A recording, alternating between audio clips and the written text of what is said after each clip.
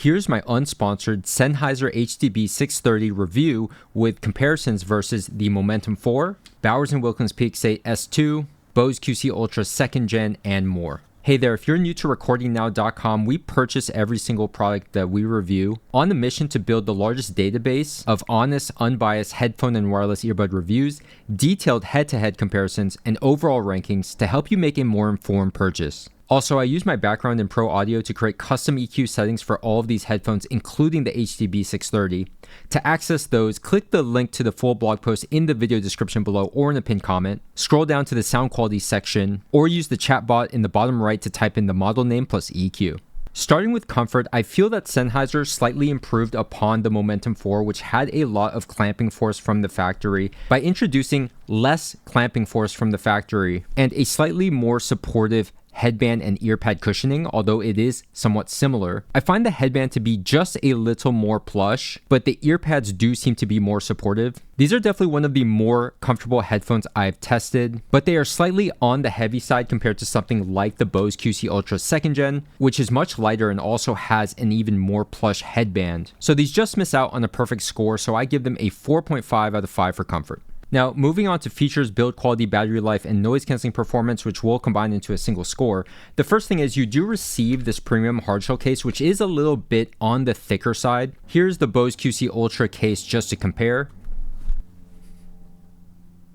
So included, the real standout here is going to be the BTD 700 USB-C dongle that is included so that you can get access to higher quality codecs. I do think this is a nice inclusion for these headphones so you can get the most sound quality out of them. So moving on to battery life, these have the same 60 hours that the Sennheiser Momentum 4 has. That is towards the top of the class. There's only a few that have longer battery life, and there's headphones like the Bose QC Ultra 2nd Gen at 30 hours, which is half, Apple AirPods Max at 20 hours, which is a third. So definitely one of the more impressive battery life for the class. Now, moving on to the build quality, and I just want to point out here real quick that I did in my first impressions video is that these have a very similar design to the Momentum 4, but they do have larger ear cups, which I'm not a fan of. And honestly, I feel that when you wear these on the head, they do start to look a little bit chunky, a little bit like earmuffs. And when you combine that with the silver paint on the headband and the hinges, which unfortunately is not made of metal, unlike the Bose QC Ultra 2nd Gen or the Apple AirPods Max, both of which I'd say have more premium build quality, I personally don't find these to be that stylish or fashionable when you're wearing them out in public. Now, aside from aesthetics, the more important thing to me is the fact that they're still using this plastic here for the headband and for the hinges, the same as they did on the Momentum 4. Considering that this is now about twice the price of the Momentum 4, I was hoping for a little bit more premium materials used, although I do think that they improved the leather that they've used on the earpads and on the headband. Now, for noise cancelling performance, this is what I was really curious about, and I actually took this on a recent flight so that I can truly test them out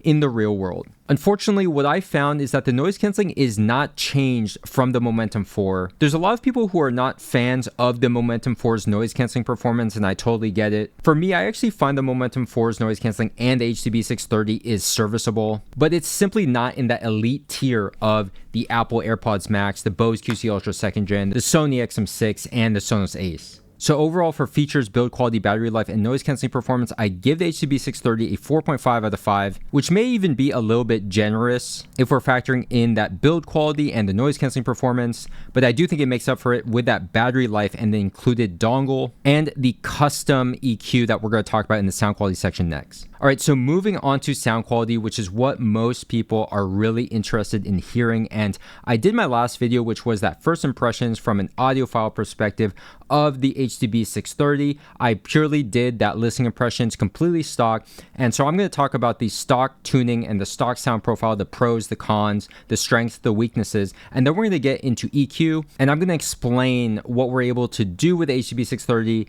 and where it really shines. So first, let's just talk about the stock sound of the HDB630. How does it sound right from the factory? And the most important word to know is neutral. They use this in all of the marketing material for good reason, because the best way to describe it for me is neutral bright. Where I think the strength of the HDB630 is in its ability to sound natural and accurate. This is where you can really tell that the HDB630 is aimed at audiophiles, whereas the Momentum line is clearly aimed at consumers looking for that bass and that treble forward sound. The HDB630 is much flatter across the frequency response, leading to a more balanced, detailed, and accurate sound. Simply put, when it comes to the audiophile technicalities, and we're talking about the separation, the layering, the spacing, the imaging, and the dynamics, the HDB630 is clearly in a level above the Momentum 4. Now let's talk about that more advanced EQ, which actually allows you to really dial in some custom EQ settings. So I have 2 EQ settings currently that are brand new.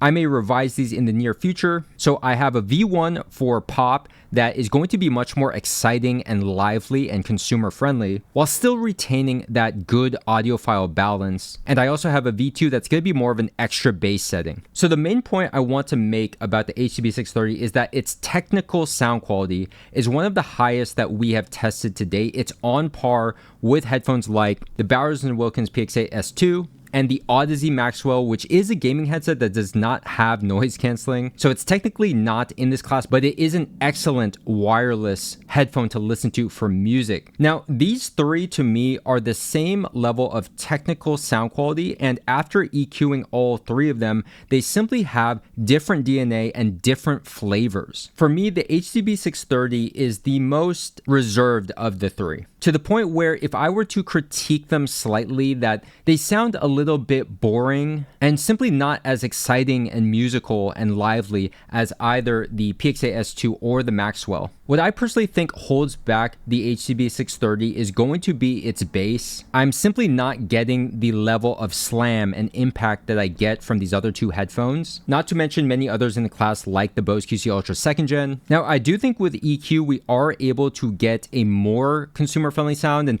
when I say consumer-friendly, it's not supposed to be a bad thing. I really am talking more about, is this headphone fun to listen to? And for me, I feel like the HDB630 can never really break away from its core DNA of chasing after that neutral sound signature. It's just not as exciting to listen to, especially for the modern genres or any music that has prominent sub-bass, as the Maxwell with its 90mm planar drivers, or the Px8 S2. Actually, to be honest, when you compare an EQ'd Momentum 4 versus the HDB630 for modern music specifically, other than the audiophile technicalities and those micro details, I would say they're a little bit closer than I would like for being twice the price. That said, if we're comparing against the headphones in the price range like the Apple AirPods Max, the Sony XM6, and the Bose QC Ultra 2nd Gen, I would say the Bose is the one that is closest in sound quality and also in musical enjoyment. So I don't want this to sound overly harsh or critical, but simply put, I do think that other than having that very excellent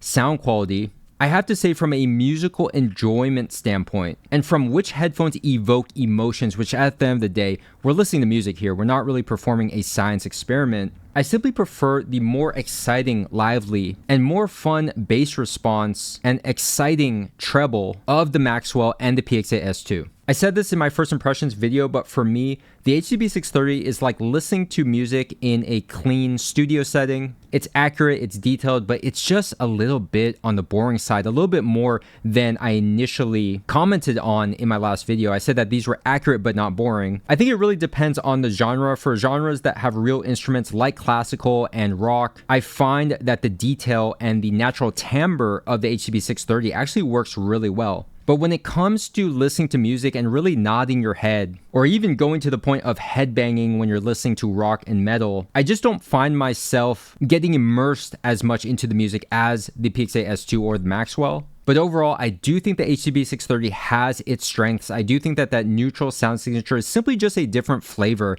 compared to these other 2 headphones that are also in that elite tier of wireless headphones. I firmly believe that these 3 headphones are wired headphone sound quality in a wireless package. And really, with the Maxwell not actually being a noise canceling headphone, not to mention weighing so much, really it's just the Bose and Wilkins and HDB630 at the top when it comes to sound quality for this class. So overall, I give these a 9.5 out of 10. Now moving on to value, these retail at just under $500 USD. I was just checking Amazon today and I've seen the price of the Momentum 4 fluctuate from anywhere from $300 down to as low as $200. And regularly in the comments, I actually see people reporting that the Momentum 4 is available for $250 USD or less in many places. At the end of the day, I talk a lot about the Px8 S2, but currently that is an $800 headphone. So these are clearly the better value there, considering that they have the same level of that technical sound quality. And in some cases,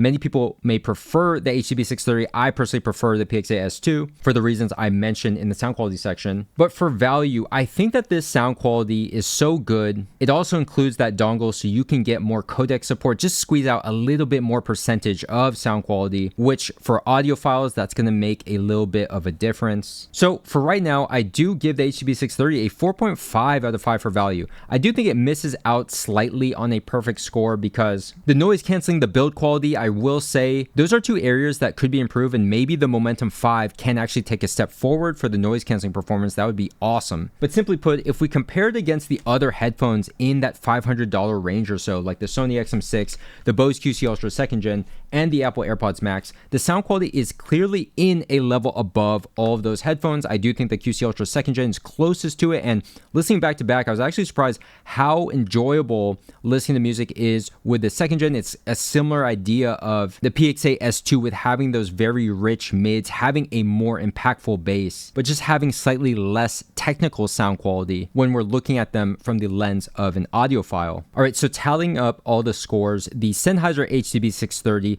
receives a 9.2 out of 10, one of the highest scores we've given out to date on the website. I definitely recommend for the right customer who listens to this review, you're an audiophile, you prefer that accurate, natural sound signature, and you don't really listen to too much modern music, or you can throw on an EQ like I have in the blog post, and that can actually get things to where they are more enjoyable, they are more exciting for listening to your more modern music. I do think it does a decent job. It's just listening back to back with excellent headphones like the Maxwell and the Px8 S2. The HDB 630 is last for me when it comes to listening to the more modern and digital music. But again, the Maxwell is a heavy gaming headset with no noise canceling. So really it's just the Px8 S2, which costs about $300 more. So the HDB 630 really moves things forward in terms of this price point and also wireless sound quality for this class of the wireless noise canceling headphones as a whole. If you enjoyed this video and found it useful, hit the thumbs up button, leave a comment below. If you have any questions about any of these headphones or need help making a decision, I try to get back to as many people as possible. If you want to help support the channel and our mission, because it is expensive buying all of these headphones brand new right when they come out, you can consider using our affiliate links in the video description or in a pinned comment below. It goes such a long way to helping out our small channel to continue to be independent and deliver these honest, unbiased reviews.